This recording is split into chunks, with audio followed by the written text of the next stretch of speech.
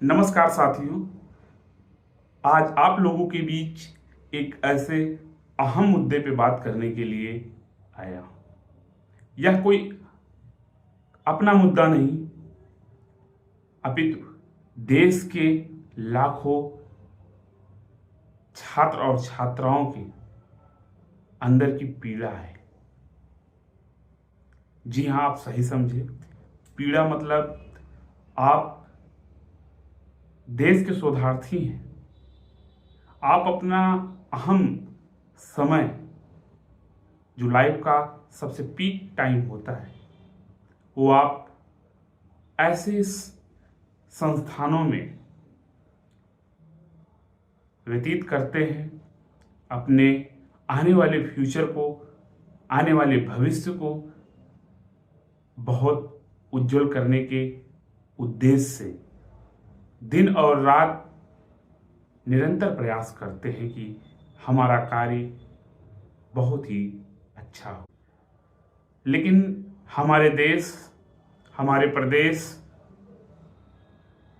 की जो सरकारें हैं, आज ही नहीं आदि से इनके काम को कभी सराहा नहीं जाता। कुछ ही लोगों के काम को रिवार्ड मिलता है। क्या यह सही है? कहना यह है कि आज भारतवर्ष कितनी आगे तरक्की कर रहा है। देश में लगभग करोड़ों, लाखों की बात नहीं कर रहा मैं, करोड़ों विद्यार्थी हैं जो आज शोध कार्य में लीन हैं, अपना अहम योगदान दे रहे हैं। क्या आपने कभी सोचा उन सभी करोड़ों छात्रों का भविष्य क्या होगा? क्या उनको एक अच्छा जॉब अपॉर्चुनिटी मिलेगा? कुछ तो हतोहात होकर अपना जान गंवा बैठते हैं। कारण बहुत है, लेकिन बात करने के लिए सामने कोई नहीं आता। कुछ लोग सिर्फ अपने निजी स्वार्थ पे बात करने के लिए लोगों के समक्ष आते हैं, लोगों के अहम मुद्दे से भटकाने के लिए सामने आते हैं। लेकिन मेरी भी अपनी एक पीड़ा है, मेरी भी अपनी एक वेदना है, जो हमारी ही नहीं बहुत सारे छात्रों की हमसे जुड़ी हुई है। देश में बेरोजगारी चरम पर है, उस पर कोई नहीं बात करता। क्या जितने भी शोधार्थी हैं, चाहे किसी भी सब्जेक्ट के क्यों ना हो, उनका जॉब सिक्योर है? उनको कहीं ना कहीं अच्छी जगह वो फैकल्टी बन जाएंगे? ये आप भी जानते हैं और मैं भी जानता हूं कि कितनी हार्ड कंपटीशन है, और कारण किसी के पास नहीं है इस हार्ड कंपटीशन को कैसे कम किया जाए। क्योंकि वैकेंसीज इतनी कम आती हैं।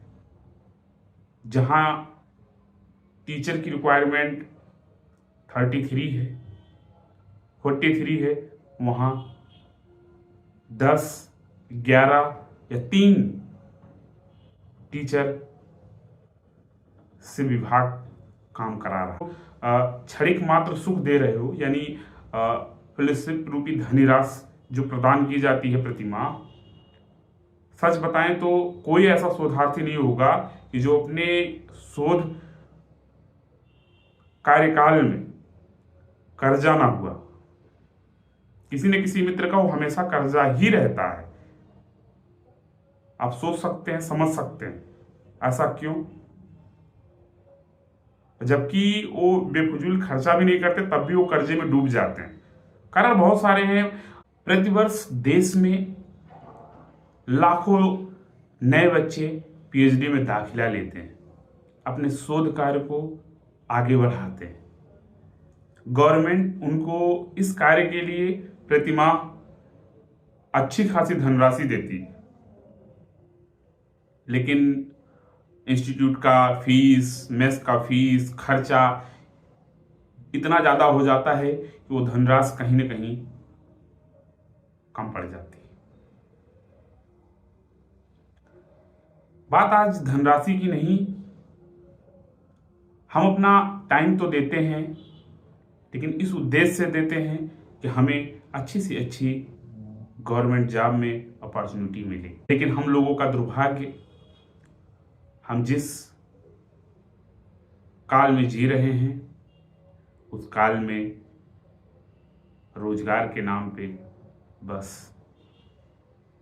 कुछ नहीं है, अपॉर्चुनिटी ही नहीं मिलती। आप मौका दीजिए बेहतर करने का। मैं बार बार कहता हूं, आदमी एक बार असफल होगा, चलो 2 बार होगा, 3 बार होगा, लेकिन चौथी बार जब पलट कर वो वार करेगा तो उसकी सफलता उन तीनों असफलताओं से कहीं ज़्यादा बेहतर होगी। लेकिन आप मौका ही नहीं देना चाहते। एक बार मौका मिला, उसमें आप सफल हुए, असफल हुए, यह आप का भाग्य ही जाने। बहुत ही गंभीर मुद्दा, बहुत ही सोचनीय, बहुत ही निंदनीय। इस पे विचार करने का जो है बार बार मन करता है, बार बार आहट होता है जब सोचता हूँ इस मुद्दे पर, अपने उन करोड़ों भाइयों के बारे में जो इस कार्य को करने के लिए दिन रात अपना घर बार परिवार से दूर रह के इस उद्देश्य से आगे बढ़ रहे हैं।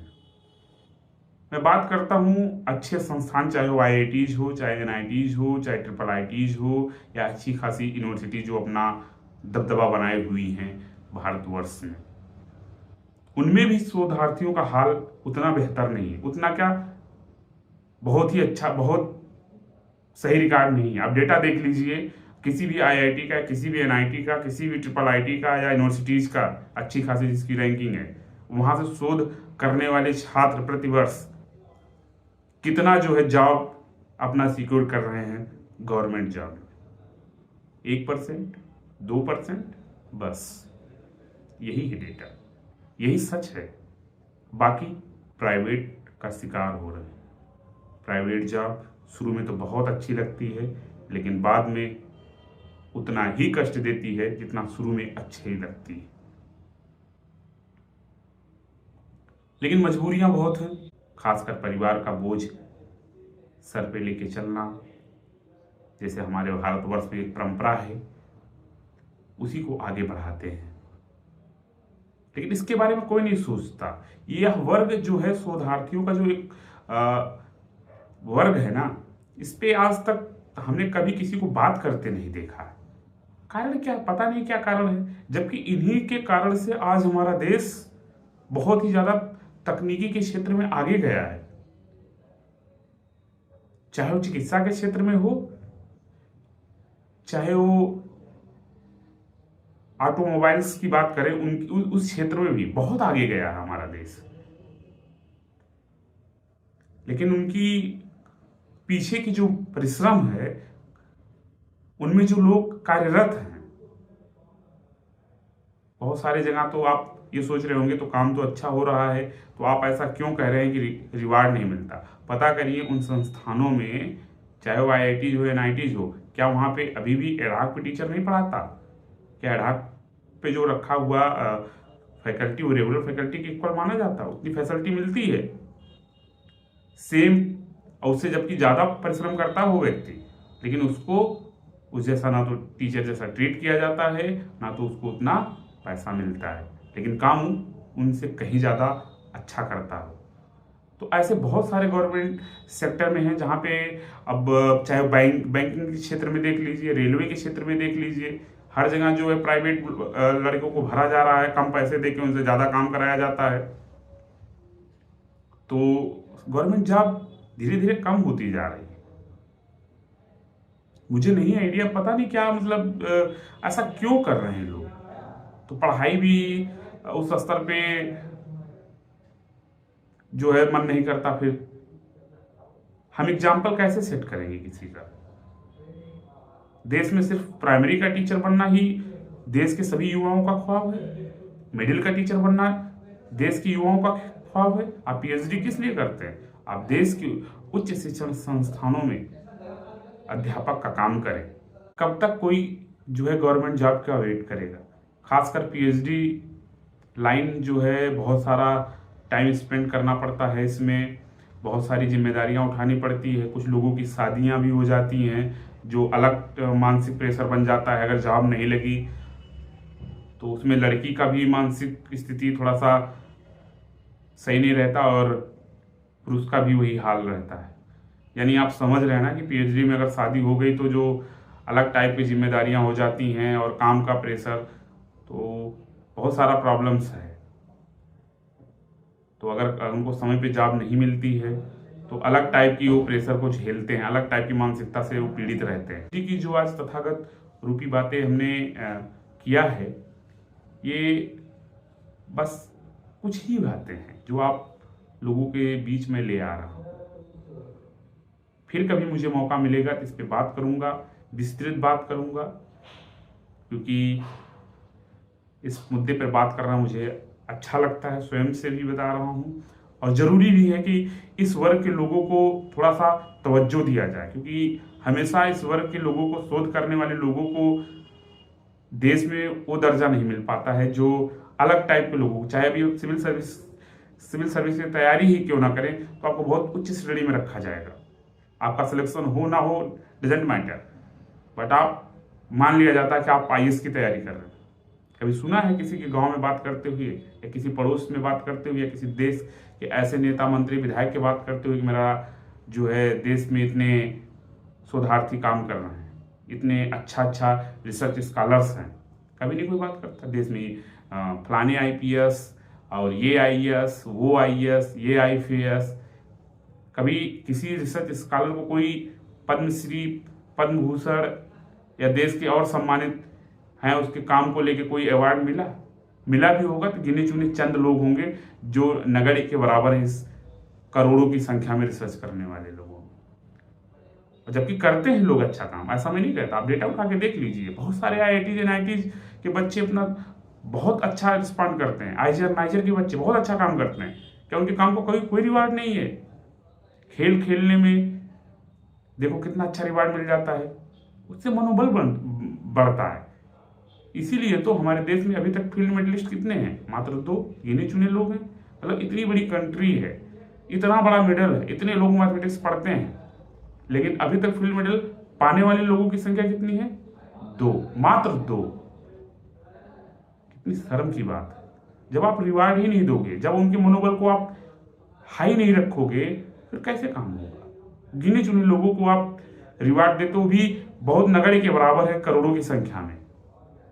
तो मेरा बात सिर्फ इतना है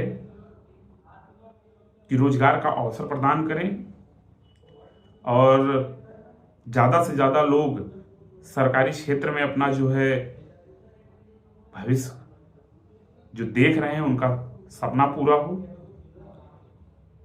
जी हाँ साथियों, इस मुद्दे पे बात करने का बहुत सारा मन है, बहुत सारी बातें हैं, लेकिन आज के लिए सिर्फ यहीं तक।